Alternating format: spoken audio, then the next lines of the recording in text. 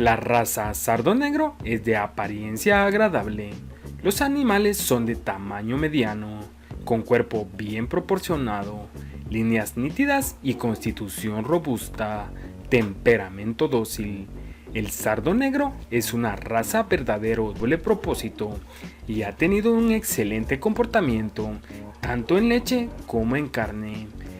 Presenta excelente peso al destete, buena mansedumbre, lo que permite tener buenos resultados y además contar con una buena comercialización. Una raza rústica que soporta muy bien el trópico.